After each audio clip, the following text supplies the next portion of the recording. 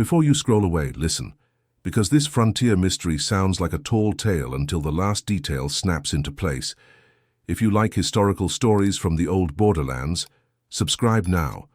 More of these are coming, and the twists only get sharper. They laughed at him first. The Saloon sat on the seam between America and Canada, a timber box fighting the wind. Lanterns glowed through dirty glass. The air tasted of smoke, damp wool, and cheap rye. Outside was half mud, half-crusted snow, and the sign creaked whenever a northern gust rolled down.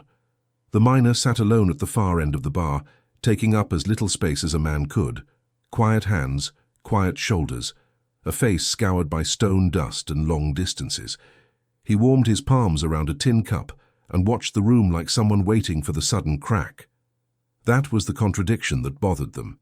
He looked harmless, but he watched like someone who expected a debt to come due. Two cowboys, loud with whiskey and youth, decided his silence was an insult. Fresh leather, fresh arrogance. One flicked ash toward the miner's boots. Another leaned in, grinning. "Say something," the tall one said, tapping the miner's cup. "Or you saving your voice for the grave?" The room didn't go quiet, not fully. Cards slowed. A fiddle stopped mid-note. On the border, men pretended not to notice violence until they had to choose a side, and most sides were chosen by habit. The miner lowered his eyes, not in surrender, but in restraint. In Inuit country, elders teach that anger wastes heat, and wasted heat can kill. Calm is not softness, it's survival. "Look at him," a cowboy laughed. "A stone mouse, talking to the earth in his holes." They shoved him once, just enough to spill his drink. The cup clattered and rolled. He didn't reach for a gun. That made them bolder. They shoved him again, harder, and his shoulder struck the post. Then something small slipped from inside his coat. It hit the floor with a soft click. Not coin, not metal. A pendant, no bigger than a thumb joint, carved from pale bone and darkened by years of touch. Simple, but deliberate. A curved hook shape. A tiny etched line where a cord had rubbed. Like it had traveled far and been carried close. A cowboy snatched it up and held it to the lamplight. "What's this? Some witch piece? You praying to ice spirits now?" The miner's hand moved fast enough to be noticed, slow enough not to be a threat. He didn't grab. He opened his palm beneath it, asking for it the way a hunter asks for a knife back. Quietly, because respect doesn't need shouting. His eyes lifted at last, and for a heartbeat the tall cowboy stopped smiling. The miner's gaze wasn't angry. It was measuring, like a man reading weather you can't see yet. "Give it," the miner said. Plain words, almost gentle. That gentleness was the second contradiction. Men who fear nothing don't speak like that. Men who have seen worse do. The cowboy laughed to cover his pause. "Or what?" he said, letting the pendant swing. "You going to curse me?" In the corner, an older trader, one who'd hauled goods north when the rivers allowed, stared at the carving and went still. His mouth tightened. Then he looked away fast, like recognition was dangerous. Outside, the wind struck the building hard enough to make the lanterns flicker. The pendant swayed in the light, and the miner kept his palm open and steady, as if he were offering a choice instead of begging for mercy. No one in that room knew why. But the air changed. It felt less like a bar fight and more like the first step of a reckoning that had been traveling a long time to arrive, and it had just found his name. They thought the pendant was a joke, some miner's superstition. But the man who carried it had walked where jokes freeze in your throat. He didn't look like a traveler of the north, that was the contradiction. A quiet prospector in a border saloon, dressed like any other hard-luck digger, yet holding an Arctic carving as if it were a promise. He kept his palm open, waiting while the cowboy let it swing. The room watched, not sure what it meant to see fear flash across a bully's face. The miner's name, when it surfaced in town, was Elias Mercer. Not spoken often. No loud stories attached to it. No boasting, no bragging, no cheap legends. He paid in clean coin when he had it, and when he didn't, he worked, mending a fence, splitting wood behind the livery, hauling water in a storm without asking to be noticed. Men who brag needed witnesses.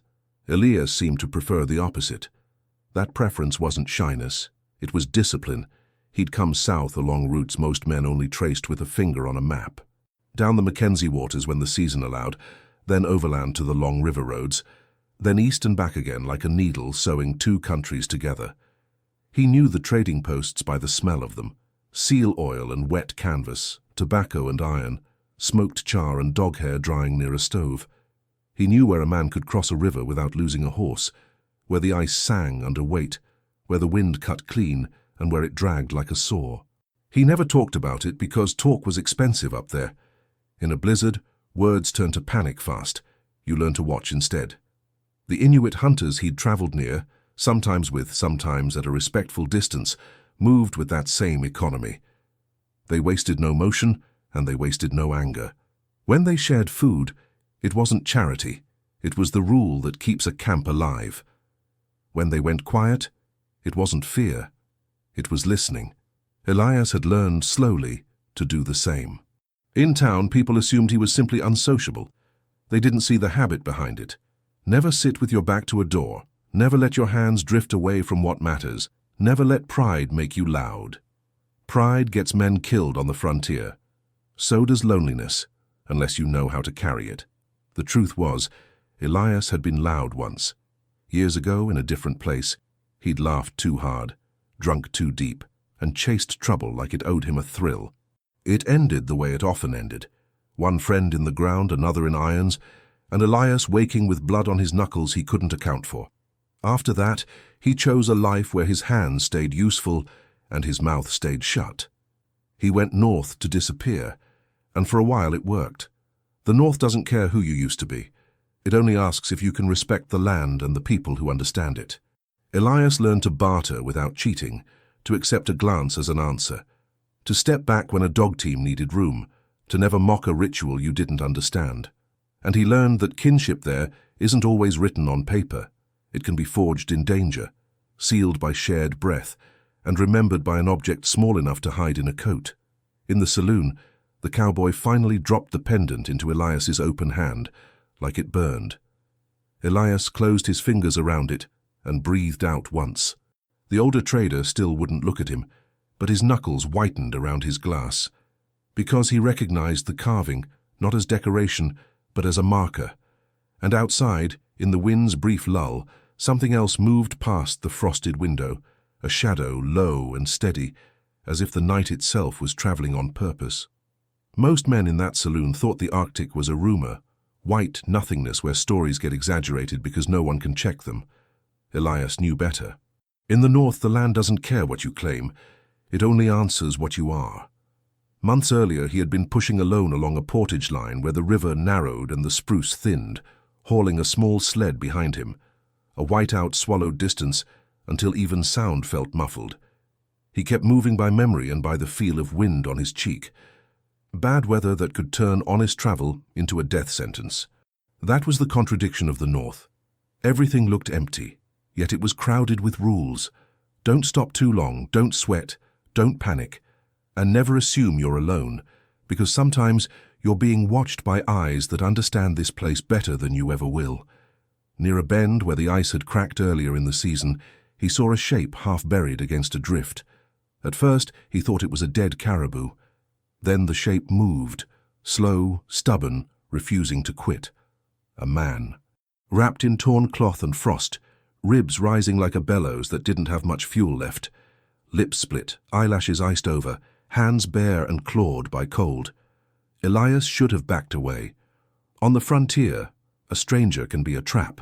In a storm, any delay can kill two instead of one. But the figure lifted his head and met Elias's eyes, and there was no begging in that look, only a hard, quiet request. "Witness me." Elias dropped to his knees anyway. He pulled the man upright with careful force, feeling how light he was.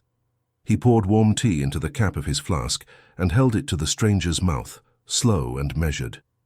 Too fast can drown you. Too much can shock you. He'd learned that from northern hands that treated survival as knowledge, not luck. The stranger drank 3 small sips, then stopped himself, as if obeying a rule. Elias fed him a strip of dried fish, then tucked him close to share heat, turning his body into a windbreak. For a long minute the only sound was the storm and the stranger's breathing, thin but steadying. When the stranger could stand, Elias did not ask a name. He didn't ask who was chasing him, or what he carried, or why he was out there alone. Questions can be knives. Kindness up there had to be clean. They moved toward the shelter Elias had built earlier. Just a low wall of snow and canvas. Nothing heroic, only enough to stop the wind from stealing life. Inside, the stranger stared at the small fire and at Elias's hands, as if memorizing them. At dawn, the storm eased to a cruel calm. The stranger spoke a few words Elias didn't know, then fell silent again, and Elias understood it wasn't ignorance. It was choice. In Inuit life, silence can be respect. It can be restraint. It can be the space where you decide whether a man is safe. Before leaving, the stranger stepped close. He did not shake Elias's hand the southern way. Instead, he touched 2 fingers to Elias's wrist, then to his own chest, then pointed north. An odd, careful sequence, like a small ceremony. He produced a carved token of pale bone, smoothed by years, and pressed it into Elias's palm. Elias tried to refuse. The stranger closed Elias's fingers over it, firm as a vow, then turned and walked into the white without looking back. Only later, by lamplight, Elias saw the tiny etched line and the hook-like curve, and realized it wasn't a trinket at all.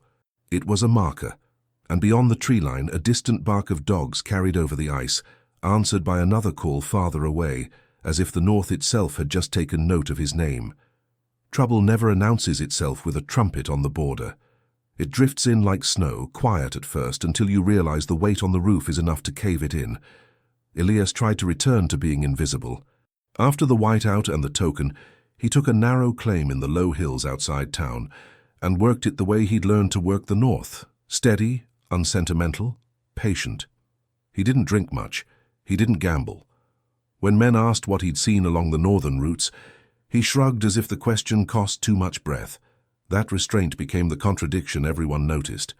A miner with dust under his nails is supposed to talk big, about nuggets the size of walnuts and creeks that run yellow. Elias said none of it. He just kept showing up at dawn, and every week he walked into town with a small poke of gold and paid his debts on time. That is how the wolves found him.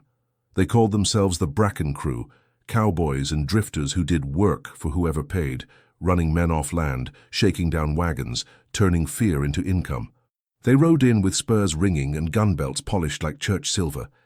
Their leader, Tom Bracken, smiled too easily, the kind of smile that never warms. They didn't confront Elias at the claim first. Predators learn a town before they take a man. Bracken spent nights buying rounds, laughing with the loudest locals, asking questions that sounded harmless.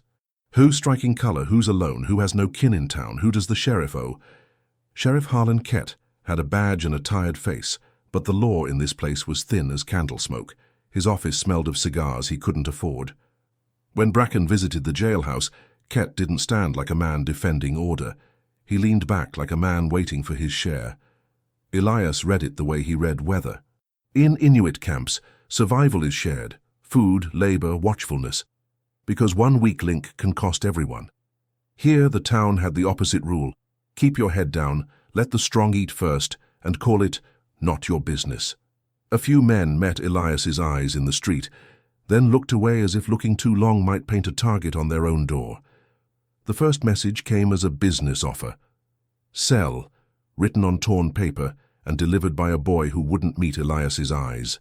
The second came at night, his sluice box smashed, his tools scattered, and a single bullet pressed into the mud beside the creek, clean as a signature. Elias went into town to report it.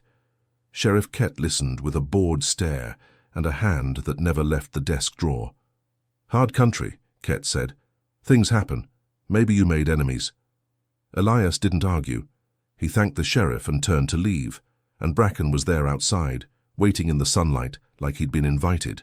Bracken tipped his hat. Heard you found yourself a pretty little creek, he said softly. Would be a shame if a man got hurt working it alone. Then quieter still, so only Elias could hear. Or if a claim got reassigned, legal-like. Elias felt the token against his chest under his shirt, warmed by skin. For the first time in months, he wondered if the North had truly let him go, or if it had simply been following at a respectful distance. That night, as he locked his cabin door, He checked his rifle by habit, then left it unloaded as if choosing a different kind of fight. He saw fresh tracks in the frost behind his woodpile, narrow, purposeful, not the heavy boot prints of cowboys. And somewhere beyond the ridge a faint dog bark answered another farther out, like a quiet warning carried on the wind. Now, in a place like this, fear rarely wears a uniform. It wears ordinary faces and keeps its voice low. Elias had expected men like Bracken to come with shouting and gunfire. Instead, the town kept smiling, and the snow kept writing messages no one else seemed to read. At dawn, he walked his claim and found his own footprints from yesterday half erased, as if the wind had tried to spare him the proof of how alone he was. Yet beside them ran another set, thin lines, parallel grooves, too clean to be a dragged log and too narrow for wagon wheels, sled runners. Not the crude boards some trappers used, but runners that held a straight line, as if the person pulling them knew exactly how to travel when the world turned white. He knelt, brushed powder aside, and saw where the runner had bit into harder ice. The track angled toward town, not away. Whoever it was had come close, then circled wide, leaving no heel stamps, no careless scuffs. That kind of movement wasn't for show, it was for staying alive. The contradiction of the border country showed itself again. The same men who bragged loudest about taming wilderness were blind to the most obvious sign that the wilderness had eyes of its own. In town, Elias noticed other things. Ravens sat on the saloon roof in a line like black nails hammered into wood, watching the street with patient heads tilted. Ravens always watched, but these seemed to follow people, trading perches as if passing a signal. A clerk dropped a crate of canned goods and cursed. The ravens didn't startle. They simply blinked, calm as judges. He bought flour and lamp oil and felt stares slide off him like cold water. Folks talked around him, never to him. The men who had laughed when his drink spilled now greeted Bracken with backslaps and forced cheer. Sheriff Kett stood outside his office longer than usual, pretending to examine the sky while his eyes tracked Elias's steps.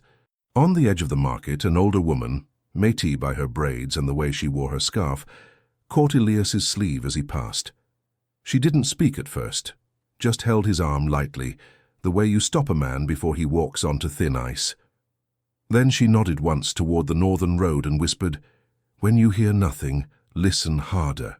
Her grip released like it had never been there. Elias walked out of town with his supplies and felt, more than saw, a presence on the ridge above the creek. A figure stood against the pale sky, too still to be a tree stump, too upright to be a boulder. When Elias paused, the figure didn't wave. It didn't threaten. It simply remained, watching, the way northern hunters watch, not to boast, not to claim, but to understand. He remembered an Inuit saying he'd heard at a trading post, translated rough into English, "The quiet man hears the land talking." Bracken's crew laughed loud in the saloon and called it courage. Up north, courage was measured in what you didn't waste: breath, anger, bullets, pride.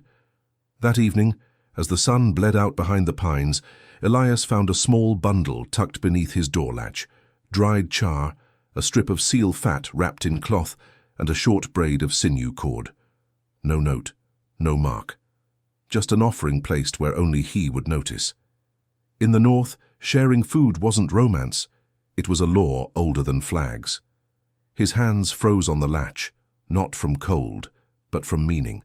Someone had been close enough to touch his home, close enough to harm him. Instead, they had fed him, and from the ridge beyond the cabin, the same low shadow shifted again, then another beside it, two silhouettes against the snow, waiting as if the next choice belonged to him.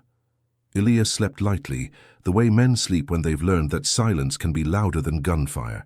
At first light, he stepped outside and found his porch swept clean by wind, except for one deliberate thing: a single boot print pressed into the crust, placed dead center, as if someone wanted him to see it. It wasn't Bracken's crew. Their tracks were heavy and careless, made to advertise ownership. This print was narrow, angled, disciplined. Elias followed it 10 paces until it vanished into untouched snow, a message without words. We were here. We could be closer. The contradiction tightened in his chest. If he was being stalked, why leave him food? If he was being helped, why watch like hunters closing a circle? In the north, people don't rush to judgment. They watch first. Elias had seen that kind of measuring at trading posts. A pause before sharing meat, eyes noting whether you waste, whether you brag, whether you take more than you need. Respect isn't demanded. It's tested, and the ones who pass get folded into obligation whether they asked for it or not. He felt the small Arctic token under his shirt, warm against his skin, and understood why it mattered. It wasn't luck. It was a receipt. He carried the bundle inside and didn't touch it until his hands were clean. He set the dried char on a plate like it was an agreement. Then he went to the creek and worked, because work was the only language that never lied. By midday, Bracken's men came riding in, not to kill him but to make him show his teeth. They dismounted slow, spreading out like they owned the air. One kicked over Elias's water pail, another swung his shovel lazily, testing the weight. "Sheriff says your papers are uncertain," Bracken called, smiling. "Town council might decide you're squatting." Elias kept panning. He let the gold dust settle, then poured the water off with careful patience. They wanted an excuse.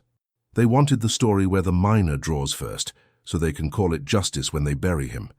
A cowboy stepped close and slapped Elias's hat off. Laughter snapped through the group.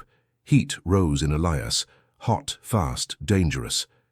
He imagined his fist breaking a nose. He imagined the rifle he'd left unloaded.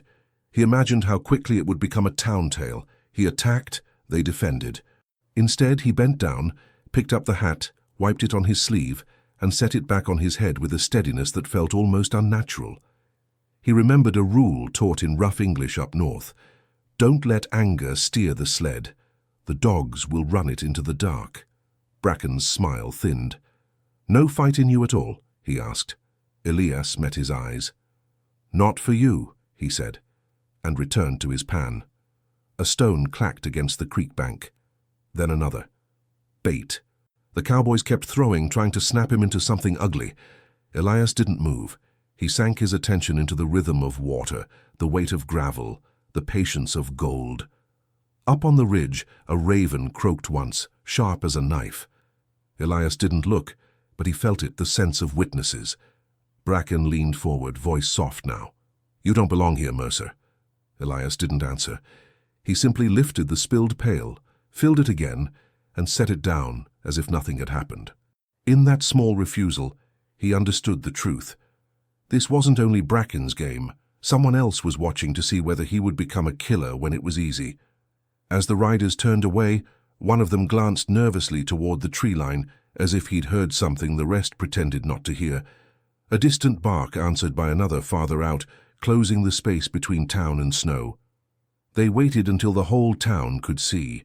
That evening the saloon was crowded. Loggers, trappers, freightmen off the river road, boots steaming near the stove, breath fogging the lamps. Elias stepped in for flour money and a quiet meal, hoping to pass through like a shadow. Bracken's crew had taken the center tables loud enough to own the room, and Sheriff Kett sat with them, badge-catching firelight, laughing at jokes that carried teeth. Elias felt eyes on his back as he crossed to the bar. In Inuit country, a man learns to read a room the way he reads ice by what is missing.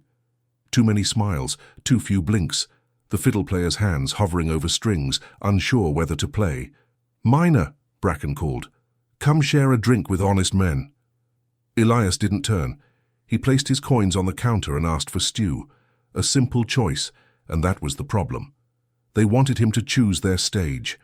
A cowboy bumped his shoulder hard. Elias staggered a half step, caught himself, kept his balance. Laughter burst. Another man hooked a finger under the cord at Elias's collar and tugged until the small Arctic token slid into view. "Look at that," the cowboy said, holding it up for the room. "Our quiet miner's got a charm. Maybe the snow people adopted you." A few men chuckled. A few looked away. The Métis woman at the back tightened her jaw. Elias held still, feeling the old part of him that used to answer disrespect with fists. The cowboy let the token swing, taunting, then made a show of dropping it into a spit-dark puddle by the stove. The room leaned forward, hungry for the snap. Elias knelt. He picked the token up with 2 fingers, wiped it carefully on a clean corner of his shirt, and slipped it back under his collar. Then he stood, slow, controlled, and faced Bracken. "I'm not fighting here," Elias said, voice even. "Not in front of people who'll pretend they didn't see." Bracken's smile widened. "Hear that, boys? He's got rules." Sheriff Kett chuckled. "Keep it civil," he said without meaning it, his hand resting too near the edge of his desk as if a weapon lived there. A cowboy shoved Elias again, aiming to knock him into the card table. Elias planted his feet, absorbed it, and didn't swing. The men laughed louder, confused by a target that refused to break. Then Elias did one decisive thing. He reached past the cowboy, took Bracken's whiskey bottle off the table and poured it slowly onto the floorboards between them. Not a splash, not a throw. A deliberate line, dark and shining in the lamplight, like a boundary. In the north, a line in snow can mean don't cross. Not a threat, a warning that keeps everyone alive. Elias offered the same thing here, a limit, publicly declared, that forced men to choose what they were. The room went silent. Waste was an offense here. It said, "I'm not scared of your money, I'm not playing your game." Elias set the empty bottle down. "Now you can't say I started a brawl," he said, "because I'm giving you what you came for, an excuse to show everyone what you are." Bracken's face tightened. For a heartbeat he looked like he might draw, but he glanced around and saw the town watching differently now, no longer amused but alert. Even cowards don't like being forced to witness themselves. Outside a raven croaked once, sharp and close. Elias heard beneath it something else, a faint, distant yip, answered by another farther up the street. Dog teams, not horses.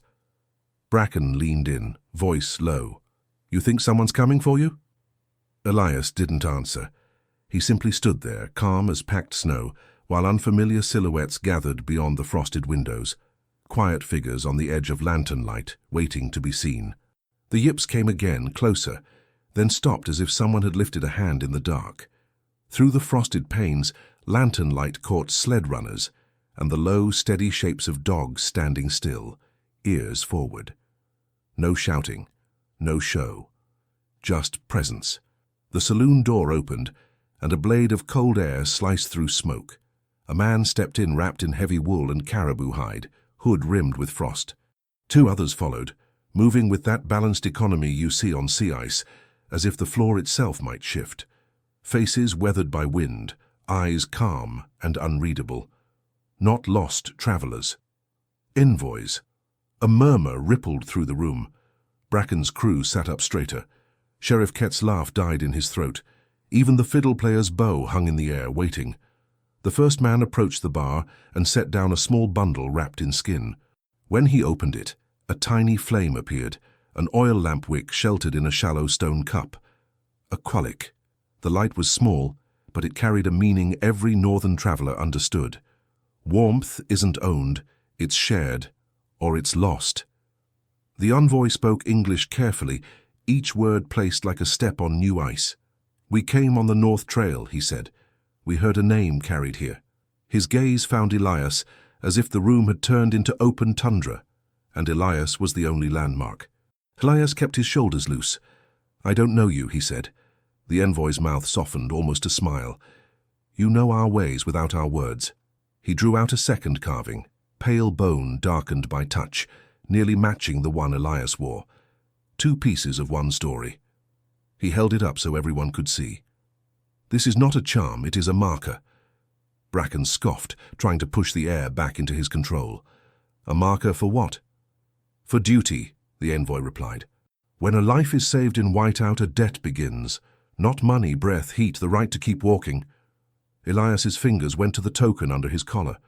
The envoy nodded once. "In the storm by the portage, you gave tea, you gave shelter, you asked nothing. That is why you were given that." One of Bracken's men laughed too loudly. "So, you're here to claim him?" The envoy turned his eyes to the laughter, and the sound died without a threat being spoken. "On the flow edge," he said quietly, "a paper border does not stop wind. A badge does not stop hunger. People stop these things for each other." He lifted two fingers to Elias's wrist, then to his own chest. The same small ritual Elias had seen in the whiteout. The room held its breath.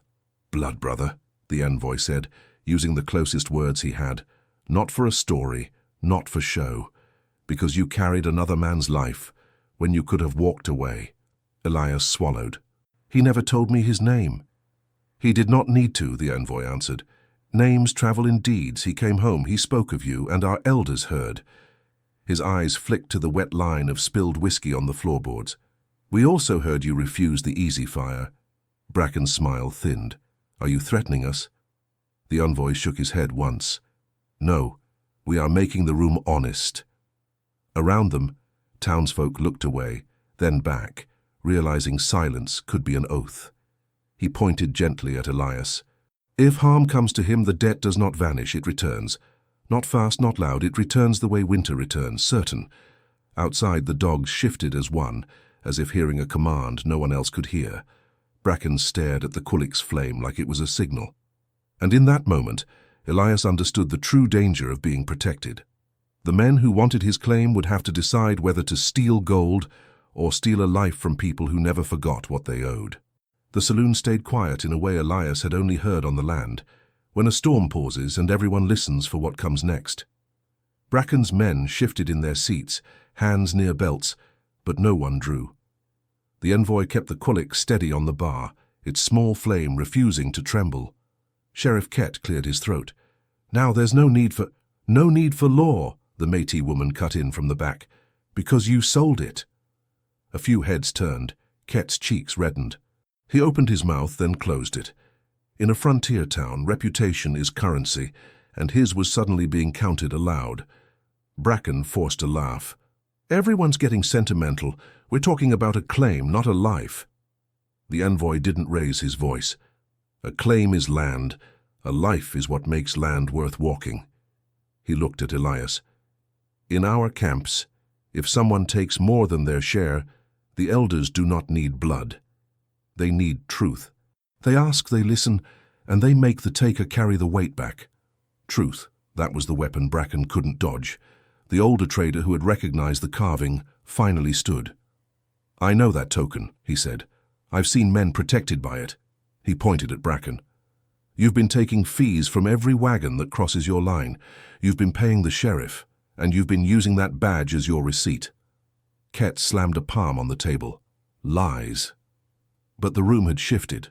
People who had kept their eyes down now watched him. In Inuit ways, silence is not weakness. It is a net, quiet, patient, closing when it matters. The town's silence turned on Kett like that. The envoy slid a small leather pouch onto the bar. It landed with a soft clink. Gold, he said, not for buying men, for settling wrong. He nodded at Elias. His tools were broken, his food was taken, his work was threatened. Then he turned to Bracken. If you want to call yourself strong, carry your own debt. Bracken's jaw worked. He glanced at his men, then at the dogs outside, then at faces in the room he'd relied on. For the first time, he looked like a man realizing he had no audience.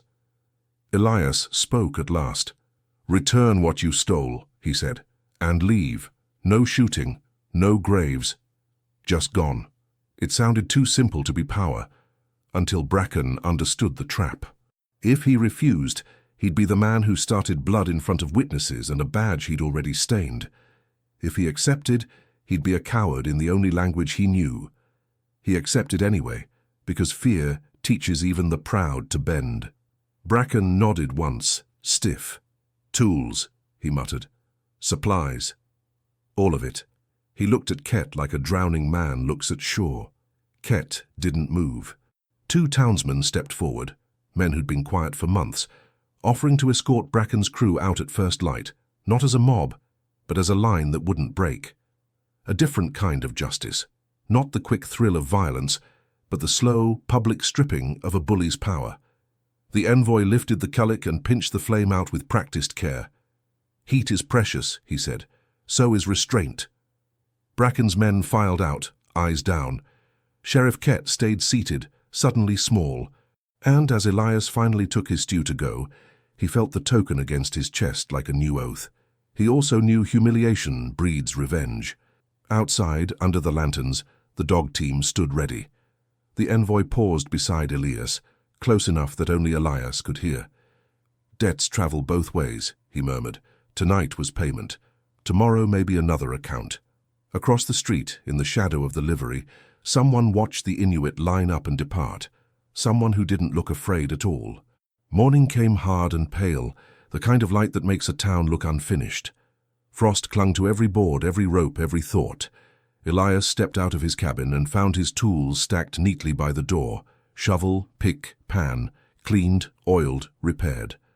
A sack of flour sat beside them, and a coil of new rope. Bracken's restitution, delivered without a word, as if even the bullies understood that speaking now would only reopen what the whole town had witnessed. Protection had arrived, and with it, a new kind of danger. By noon, rumor moved faster than horses. Some said the miner had brought Indians to town, others said he'd made a pact, others whispered the North had claimed him. Each version sharpened the same truth into a different blade. Elias Mercer was no longer invisible. Sheriff Kett didn't arrest anyone because the moment had passed and his courage had passed with it. But he didn't resign either. He stayed behind his desk, jaw clenched, watching the street with the wounded pride of a man who knows he has been seen. Elias understood that kind of man. Shame doesn't cleanse, it ferments. For a week, Elias worked his claim under eyes he couldn't always locate. The ravens still sat in quiet lines on the roofs. Once he found dog tracks near the creek that were not there the day before, neat, purposeful, circling wide. Another time, at dusk, he saw silhouettes on a ridge, still as stones. No approach, no greeting, just the steady attention of people who keep their promises without needing to talk about them. In the saloon, men lowered their voices when he entered. Some nodded with new respect. Some avoided him as if he carried a storm. The Métis woman gave him a small, tired smile that held both relief and warning. The older trader finally spoke to him openly, only once. "You've got a shield now," he said. "Just remember, a shield makes a target too." The contradiction sat in Elias's bones. He had been saved by refusing violence, yet that refusal had made him more visible than any gunfight ever could. 2 weeks later, Bracken's crew returned, not riding into town like kings, but slipping in like thieves. They didn't go to the saloon first. They went to the back alleys, to the river edge, to men who owed them favors. They spoke softly, the way predators speak when they learn the prey is watched. That night, Elias woke to a sound outside that didn't belong. A boot on snow, careful but not careful enough. He lay still, listening. Another step. Then a pause, as if someone tested the door. He didn't reach for his rifle, not because he couldn't, but because he knew what the wrong crowd wanted from him. A story where they could paint him as the first to fire. He rose, lit his lamp, and waited by the window. The boots retreated. Not in panic, in patience. At dawn he walked to the edge of town where the northern road faded into a pale ribbon. He found them there, the Inuit hunters and the envoy, already preparing to leave, dogs harnessed, sled runners aligned. No ceremony, no victory speeches, only the quiet competence of people who treat travel as a discipline. The envoy met Elias's eyes and nodded once.